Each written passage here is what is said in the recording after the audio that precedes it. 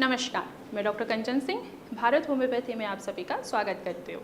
और आज के इस वीडियो में मैं आप सभी से बात करने वाली हूँ कुछ एक्सरसाइज के बारे में। जितने भी पेशेंट या जो भी पेशेंट पैरालिसिस से सफ़र कर रहे हैं, तो आज मैं उनको बताने जा रही हूँ कि आप ऐसे कौन से एक्सरसाइज करें जिनसे आपके हाथों में मूवमेंट आ सके, यानी कि आपके मसल्स को स्ट्रेंथ मिल सके। आप सभी को पता है कि पैरालिसिस क्या है। कि पैरालिसिस का मतलब ये है लकवा। अगर आपके शरीर का कोई भी हिस्सा काम करना जब बंद कर देता है तो उसको पैरालिसिस कहते हैं, यानी कि लकवा कहते हैं।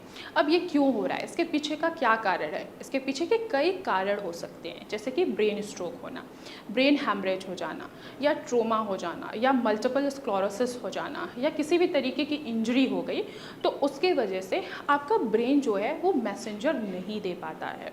अब जाहिर सी बात है, जो हमारा ब्रेन है वो हमारे पूरे बॉडी को चलाता है। राइट वाला जो ब्रेन है वो हमारे लेफ्ट बॉडी को चलाता है, और जो हमारा लेफ्ट वाला ब्रेन है वो हमारे राइट बॉडी को चलाता है। अगर ब्रेन स्ट्रोक आपके राइट वाले ब्रेन के साइड में आया है तो आपको पैरालिसिस किस साइड होगा? Left side. सेम ऐसे ही अगर आपके लेफ्ट ब्रेन पे स्ट्रोक आया है या हैमरेज हुआ है तो आपकी जो राइट साइड का बॉडी है वो बिल्कुल भी काम नहीं करेगा। तो इस कंडीशन में हम ऐसे कौन से एक्सरसाइज कर सकते हैं जिससे हमारे हाथों की मूवमेंट वापस आ सके? तो बिल्कुल ध्यान से वीडियो को आप देखिएगा। देखिए, पेशेंट हैं तो कोई पेशेंट बिल्कुल भी उठ के बैठ नहीं सकता है। जो पेशेंट लेटे हुए होते हैं उनके लिए भी आज मैं वीडियोस बताऊंगी कैसे उनको एक्सरसाइज करना है, और जो पेशेंट उठ के बैठ सकते हैं तो उनके लिए भी ऐसी कौन सी एक्सरसाइज है जो वो कर सकते हैं।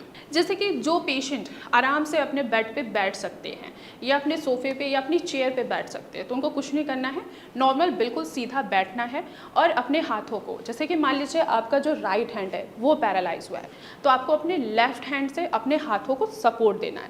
आपको बिल्कुल ऐसे हाथ को धीरे धीरे ऐसे उठाना है, नीचे करना है, देन फिर से उठाना है, देन आपको नीचे करना है। ऐसे आपको एटलीस्ट 5 to 6 सेट करना ही करना है। अभी आपको सिर्फ यहाँ तक ही हाथ उठाना है, पूरा ऊपर लेके नहीं जाना है। क्यों? क्योंकि आपकी राइट साइड पैरालाइज हुई है। अगर आप पूरा ऊपर हाथ उठाते हैं तो इससे क्या होगा, आपको यहाँ पे मसल्स में स्पाज्म आ सकता है, आपको पेन हो सकता है। इसलिए आपको अभी थोड़ा थोड़ा करके ही आपको एक्सरसाइज करनी है जिससे आपके हाथों में मूवमेंट आना स्टार्ट हो। लेकिन आपको एक बात का ध्यान रखना है कि आपका हाथ जो है वो बिल्कुल सीधा होना चाहिए, ऐसे नहीं होना चाहिए। अगर आप ऐसे करके एक्सरसाइज करेंगे तो आपके ब्रेन को क्या मिल रहा है? सिग्नल मिल रहा है, उसको मैसेंजर मिल रहा है। आपका ब्रेन जो है वो पुरानी चीज़ों को भूल चुका है। आप जैसे सीधे चलते थे, अपना सीधा हाथ उठाते थे, लेकिन वो चीज़ें वो भूल चुका है। क्यों? क्योंकि आपको ब्रेन स्ट्रोक या ब्रेन हैमरेज या किसी भी ट्रोमा की वजह से आपकी बॉडी पैरालाइज हुई है। तो आपको अपने ब्रेन के जो न्यूरॉन्स हैं उनको याद दिलाना है एक्सरसाइज करके। तो आपको गलत एक्सरसाइज बिल्कुल नहीं करनी है। आपको अपने हाथ को सीधे बस ऐसे उठाना है, देन नीचे लाना है।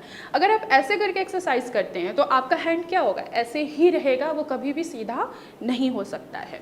अगर आप खुद से नहीं कर पा रहे हैं तो आप किसी दूसरे की मदद लेकर भी अपने हाथों की एक्सरसाइज कर सकते हैं। अब हम बात करते हैं, जैसे आपके फिंगर्स हैं, इनमें कोई मूवमेंट नहीं हो रही है तो आपको क्या करना है? कोई भी चीज़ लीजिए, स्माइली बॉल ले लीजिए या कोई बॉल ले लीजिए। आपको सिर्फ धीरे धीरे इतना ही मूवमेंट करना है, इतना ही मूवमेंट करना है। इससे ज़्यादा मूवमेंट करने की आपको कोशिश बिल्कुल भी नहीं करनी है।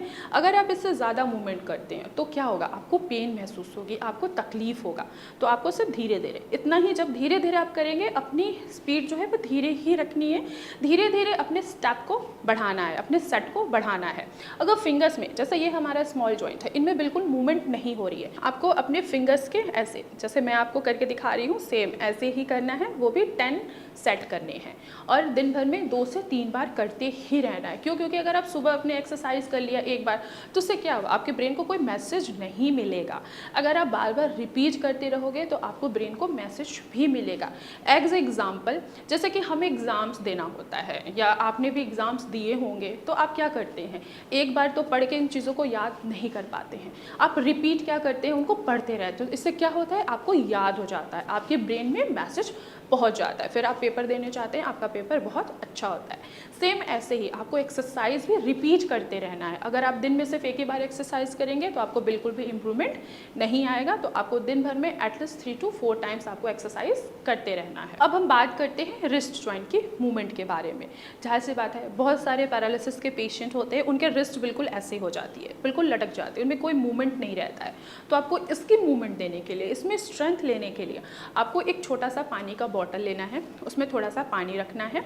देन आपको क्या करना है, अपने बॉटल को ऐसे हाथ में पकड़ के सिर्फ यहाँ पे अपना सपोर्ट दे दीजिए अपने लेफ्ट हैंड से। देन ऐसे धीरे धीरे, सेम ऐसे जैसे मैं कर रही हूँ, धीरे धीरे। तो यहाँ से क्या होगा, एक तो यहाँ पे मसल्स को स्ट्रेंथ मिलेगा और ब्रेन को मैसेंजर मिलेगा।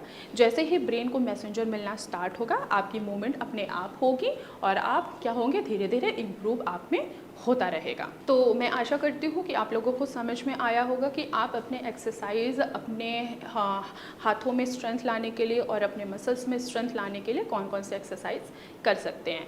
तो आज की वीडियो में बस इतना ही, फिर मैं मिलूँगी नेक्स्ट वीडियो में। तब तक के लिए धन्यवाद।